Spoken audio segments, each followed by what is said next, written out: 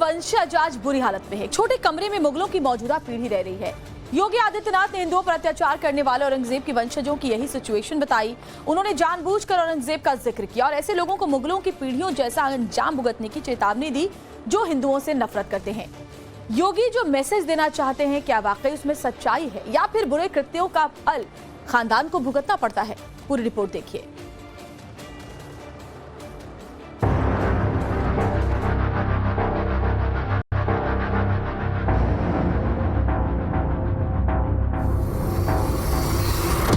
कमरे में मुगल बादशाह बहादुर शाह जफर की एक मात्र तस्वीर और उस तस्वीर के पास आंसुओं को पोंछती एक बूढ़ी महिला। यह बुजुर्ग महिला जिस कमरे में रहती है वो बेहद छोटा है, लेकिन इसका इतिहास बहुत ज्यादा समृद्ध है। इन्हें मुगलों के आखिरी बादशाह बहादुर शाह जफर का वंशज कहा जाता है। मुगलों के बेहद क्रूर शासक औरंगजेब का वंशज भी माना जाता है। इनका नाम सुल्ताना बेगम है, मगर जिंदगी गुर्बत में कट रही है। मेरा बच्चा लोग एक एक ब्रेड पानी में भिगा के खाया, इतनी तकलीफ में, लेकिन मैं अल्लाह में कोई नहीं बोल सकता कि इनका बच्चा लोग हम लोग से मांग के खाया है।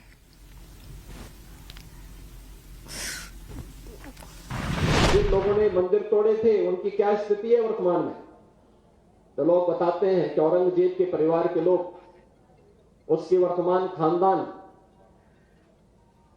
मुझे कोई एक दिन बता रहा था जबकि कोलकाता के पास वो रिक्शा चलाते हैं। हम लोग रिक्शा नहीं चलाते हैं, लेकिन गुर्बत वैसे ही है, हालत भी वैसे ही है।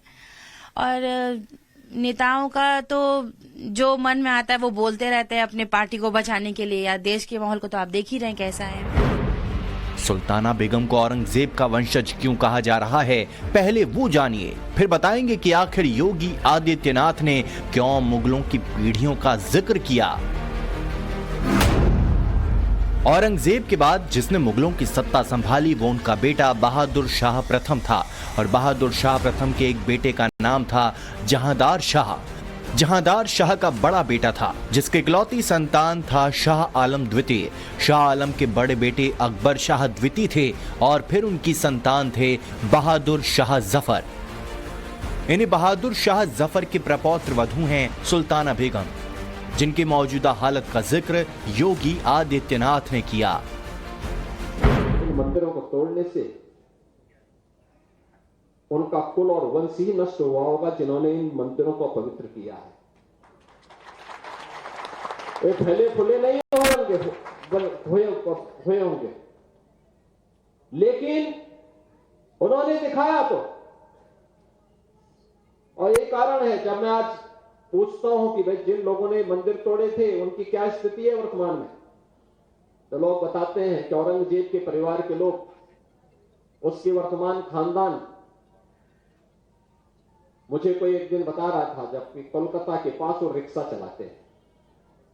तो मुझे बताओ, अगर उसने कूड़े किए होते, इन मंदिरों को तोड़ा नहीं होता, तो रिक्शा चलाता क्या?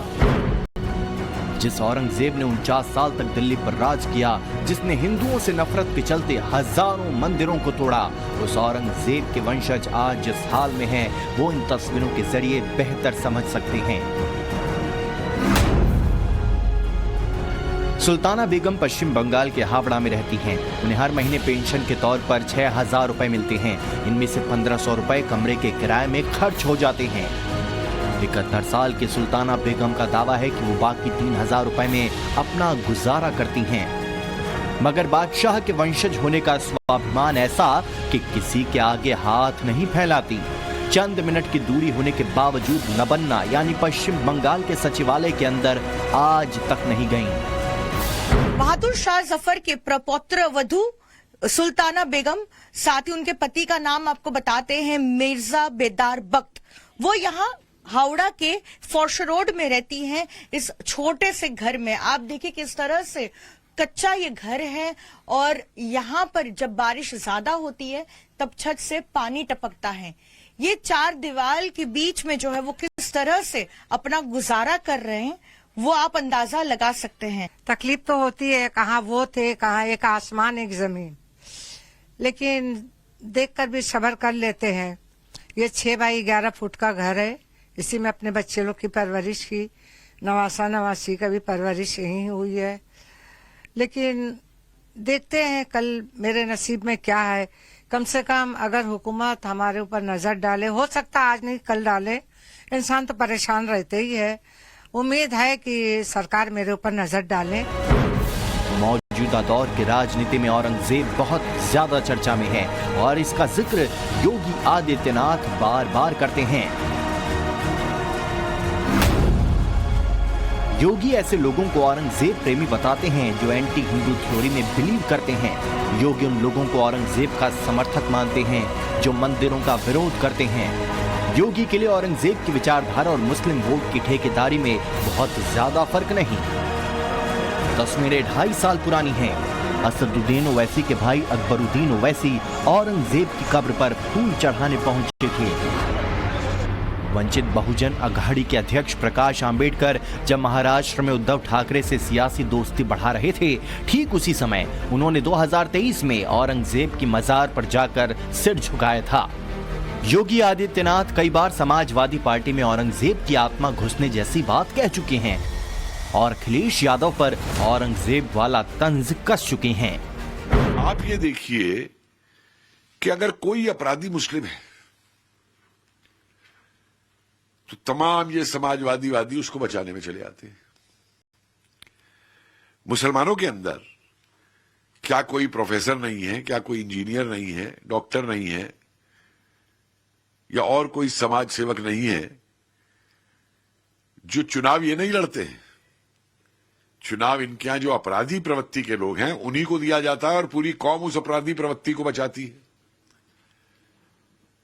तो उस मानसिकता को देखते हुए योगी जी का कहना कितना गलत है, मुझे बताइए। इतिहास कहता है कि औरंगजेब जितना हिंदुओं से डरा था उतना ही डर उसे अपने घर वालों से था। इसलिए उसने अपने पिता को कैद करा दिया था, गद्दी के लिए भाइयों का कत्ल कर दिया था, अपने 2 बेटों को जेल में डाल दिया, जिनमें से एक की मौत उसी काल कोठरी में हो गई। बेटी जैबुन्निसा को हिंदू राजा से प्यार हो गया था, इसलिए उसे भी घुट घुट कर मरवा दिया। अब योगी ने हिंदुस्तान के मंदिरों और सनातन पर टारगेटेड हमलों को लेकर औरंगजेब का जिक्र किया तो उनके वंशज याद दिलाने लगे कि बहादुर शाह जफर का नाम क्यों नहीं लिया जाता, जिन्होंने अंग्रेजों के सामने झुकने से मना कर दिया था। योगी जी कितने पढ़े हुए हैं जो चीफ मिनिस्टर बने, ठीक है, तो पहले वो इतिहास देखे। पढ़ लिए होते तो इतिहास देखते कि रिक्शा कौन चला रहा है। बहादुर शाह जफर का अभी परपोता है कलकत्ते में, वो चला रहा है कि बेदार साहब चला कर मर गए, या टीपू सुल्तान का खानदान चला रहा है अनवर शाह रोड में। उनको तो कुछ है नहीं, आटपट जो भी आया मुंह में बक दिया, क्योंकि चीफ मिनिस्टर है। हमेशा हिंदू मुस्लिम लेके जो भी कॉन्फ्लिक्ट हुआ है ना, देखिएगा उसमें राजनीतिक हस्तक्षेप हमेशा ही है। राजनीति, प्रोपेगेंडा, ये सब है बोल के ये सब होता है। लेकिन हमको जहां तक लगता है इंसान अगर सीधे मन से चले ना तो शायद ये सब ना हो। तो अब वो नेता है, कौन नेता क्या कह रहा है नहीं कह रहा है, उसको हम और ज्यादा कुछ बोल नहीं सकते। वो उनकी सोच है, वो उनकी समझ है, वो उनकी शिक्षा है। तो सवाल यह है कि क्या औरंगजेब के वंशज इसलिए बदहाली में हैं क्योंकि सनातन संस्कृति के साथ मुगल काल में खिलवाड़ किया गया।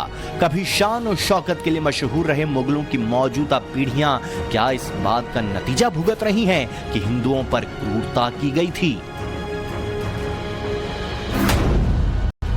झुग्गी बस्ती में रहने वाली सुल्ताना बेगम के 5 बेटियां और 1 बेटे थे। उनकी पोती रोशन आरा को करीब 15,000 रुपए महीने की सरकारी नौकरी मिल गई।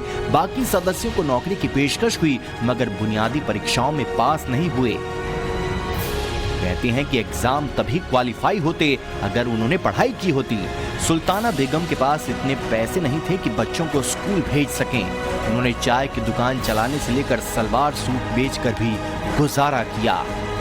चाय की दुकान हमने फरसा रोड में किया था। उस वक्त सिंगल रोड था, तो देखिए जब रोड बना और इलीगल थे तो कम से कम तो हमको हटना पड़ा। पकौड़ा वकौड़ा भी बनाए, चूड़ी बनाए, बहुत कुछ मेहनत किया इसी घर पे करके अपने बच्चे लोग को परवरिश किया। मुगल शासकों के वंशज अपनी गरीबी से बाहर आना चाहते हैं और इसीलिए उन्होंने कुछ साल पहले कोर्ट में एक याचिका दायर की थी। इस याचिका के तहत सुल्ताना बेगम ने खुद को वैध उत्तराधिकारी बताते हुए लाल किले का मालिकाना हक मांगा। मुगलों की बनवाई गई कई संपत्तियों पर केंद्र सरकार का अवैध कब्जा बताया। हालांकि दोनों ही मोर्चे पर इन्हें निराशा हाथ लगी। शाही स्थिति को मान्यता देने की जो मांग की गई थी उसे भी पूरा नहीं किया गया। सुल्ताना बेगम इसे नियति का फेर मानती हैं, लेकिन उन्हें यकीन है कि मुगल